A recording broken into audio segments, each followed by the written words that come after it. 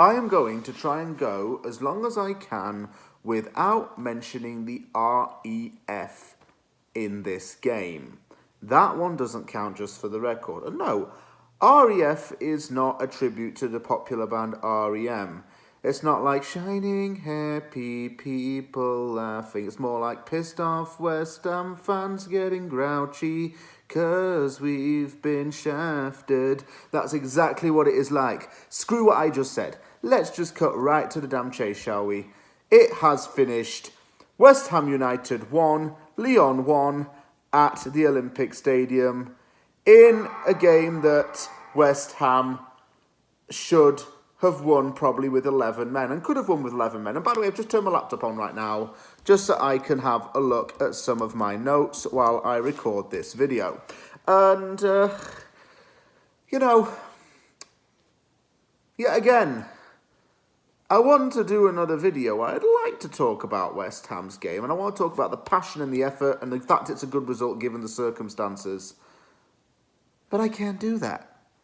I can't do that because I've got to talk about the referee, who is Deutschland's version of Mike Dean. You know what I'm saying? The Munich's version of John Moss. Anything else I can add to that? I can't think of anything, but you get the gist. This referee screamed corruption. He screamed everything that we hate about FIFA. And lo and behold, it demonstrated another agenda. You see, I think a lot of teams do have agendas against other teams, but if anything, it's like the Premier League seems to have a thing with West Ham and VAR and other teams that are outside the top six, but so does FIFA. FIFA's got a thing with West Ham. Is it because we're a lesser English club and they're not used to West Ham punching above its weight in Europe? I do not know. That's probably not why. But one thing was for sure. This game was marred by a refereeing disaster class. Not only that, but this referee shouldn't have been allowed to referee a game of this magnitude. He shouldn't have officiated a game of this severity. And you'll find out why in this version of the aftermath. I can't deny that it's a good point and that West Ham's still in with this competition with a shout, but it still isn't really a focus point to talk about the game itself when a referee has ruined things, or at least tried to. Only real change for West Ham was that Areola was in goal, but it was pretty much the same team that started against Everton. Fredericks going up against Lyon's midfield unit. Bit of a cause for concern. Wanted to see how he got on there. I was going to back him, though, after the good game against Everton. Lyon had a good team out. Paqueta and Dembele were going to cause issues. Paqueta because he's a playmaking, crossing kind of midfielder, and Dembele is a solid forward. Ekambi, who is arguably one of Lyon's star strikers, was on the bench. Newcomer Tete, a Brazilian attacking midfielder on loan from Shakhtar Donetsk, was on the bench. But let me just say something right now before I continue. When I made that video about Russian and Ukrainian Premier League players who I would take at West Ham, I mentioned Tete. Why? Because the guy has mad skills and mad technical ability. But that's a topic for another video, possibly. Lyon attacked in the first 8 minutes or so. I can't really remember West Ham having the ball within the opening 8 minutes. In fact, I saw West Ham chasing shadows a little bit.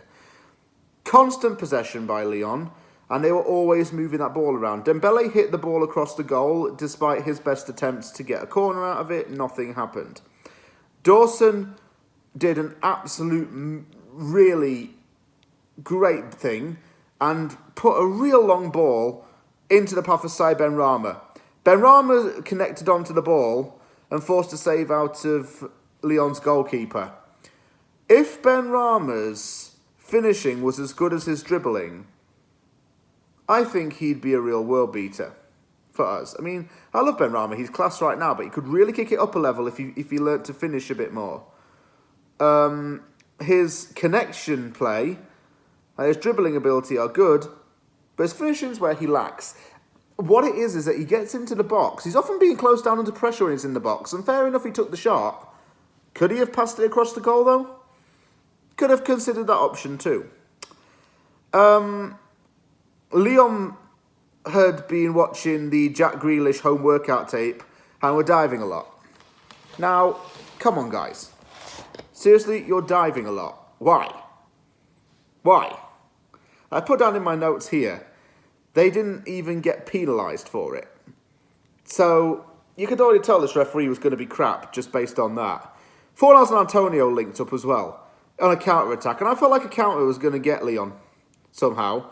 A last-gasp tackle by Lecaba denied Antonio from shooting. As has been the case in the last few weeks, Antonio's been a very physical forward. Not a prolific goal-scoring forward, and he has not been for several months, but he's shown that physical strength to wrestle off players and then run with the ball. Great tackle, though, by Lecaba, I have to say. Ndombele, the Spurs loanee, went wide as well for Lyon. Rice was denied from a set-piece.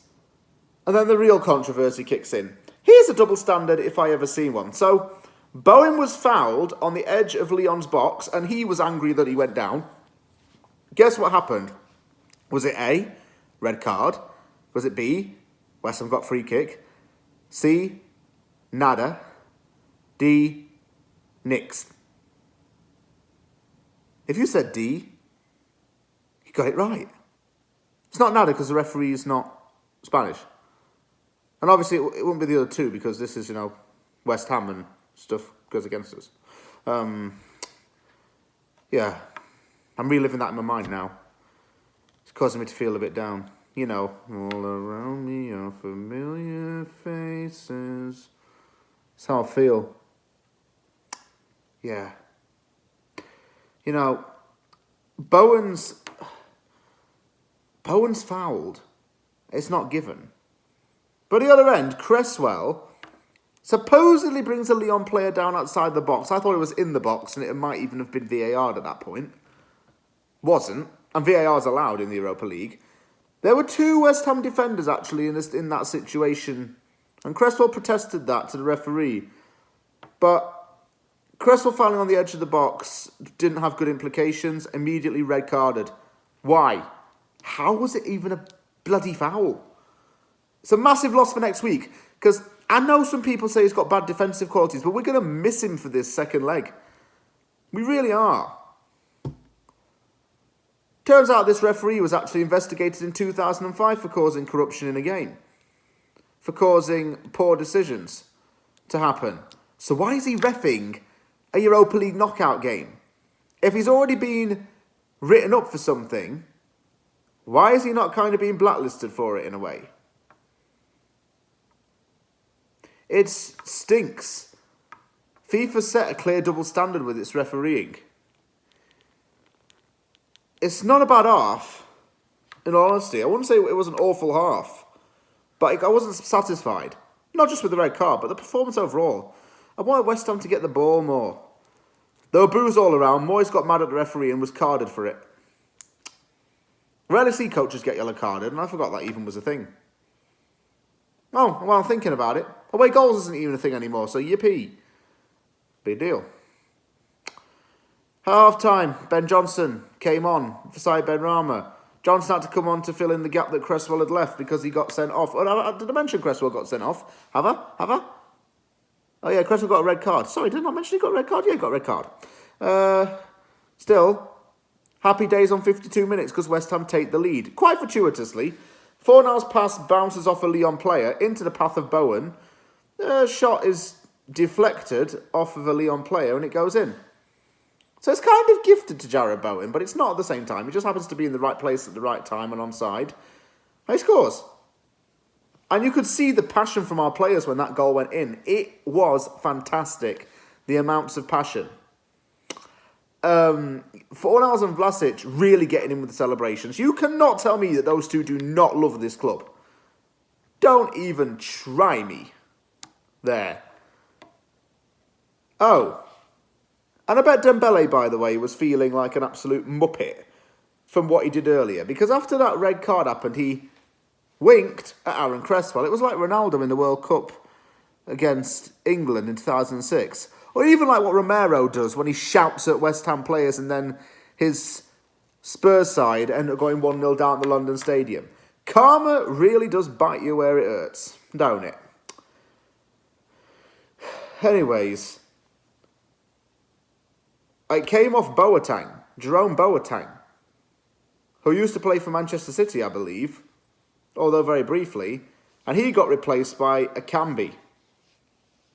And Akambi coming on was a secret weapon for them, but Lyon also put on Tete and bought off Romain Favre.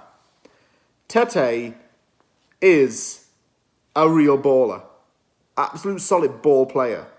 My guy is a samba star with unreal dribbling ability, unreal skill, and he's come from a Shakhtar Donetsk team that loves to produce Brazilians. I mean that. Loves to produce Brazilians. They produced Bernard, Fred, Fernandinho, Ilano, Tete. Tete is going to go to a bigger club. He's only on loan at Lyon right now, but of course, I'll make another video most likely about him and talk about why I'd have him at West Ham. Because he got the assist on the equalising goal as well. A little bit of tippy-tappy nonsense, a little bit of round the corner, how'd you do? Passes it across the goal. I think the ball bounced off Fredericks into the path of Ndombele to tap it in. Typical that a Spurs contracted player does that against West Ham. Innit? Ndombele was not the most consistent player at Spurs, but since he's gone back to Lyon, it seems like he's done all right. Scored a goal in this game, the equaliser. You know what I'm saying. Then some stupid pitch invader, who apparently is called Charlie Bucket. I don't know what the legitimacy of that is, but apparently it's called Charlie Bucket. Ran on to the field during a West Ham attack. You absolute donut. You either did that to deliberately sabotage the game, or you did it because you're one of those guys who's trying to tell everybody not to use oil.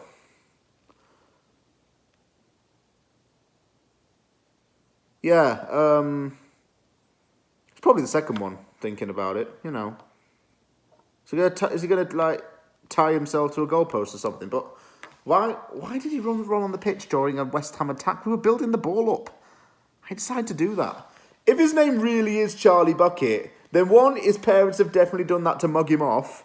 Two, he's probably escaped from Wonka's chocolate factory because something dark's happened there. Or three, is just an absolute muppet. And apparently he's a Chelsea fan as well. I'm going to do a bit of research into that guy and see what he's about. Back to the game. Paqueta, lovely ball carrying, lovely crossing. Emerson, the Chelsea loanee, cut around players a bit. Lyon had a bit of a go at it. West Ham just held back for as long as they could. And eventually it finished 1-1. The point's good, but we could have had a win had we not been down to 10 men. An injustice, of course, but there are positives at the end of the day. Craig Dawson, blinder of a game. That man will go down in my generation as one of West Ham's best defenders. And I guarantee that. We've had defenders such as Collins or Bonner. You can add Craig Dawson onto that list, in my opinion. Didn't put a foot wrong in this game. Great long ball for Benrahma. Solid at the back. Did what he was asked of him. Antonio, I thought, had an alright game. Benrahma had a decent game. Souček was quiet. A couple of other players really were quite quiet in this. I would have liked them to have posed themselves a bit more, but what more could you do? We could have been overrun by Lyon's midfield, but we did alright to stop it. I think when Tete came on, it provided a bit more of a threat. And although he did get an assist, we tried our best to keep him under lock and key. Paqueta, fantastic player. Absolutely fantastic player. Dembele had a few chances for them. It's going to be hard now when we go to Lyon, but we got to be up for it.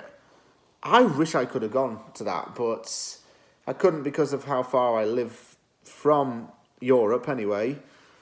And I just want West Ham to go next week with a new look team. We're going to have to not have Cresswell in there because he's obviously going to be suspended. I don't think we can get it appealed. And we still have a chance. As long as we have a chance in this competition, as long as we mathematically can go through, then we are in the talking for the next round. Now, that's not guaranteed, but at least we won't have some crap referee next week from Germany.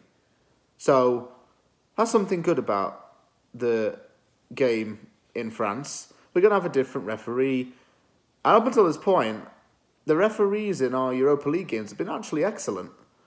Just one person had to ruin it, or tried to ruin it, and thankfully he didn't. My goodness, could have been either way. The referee could have really, really screwed us over today.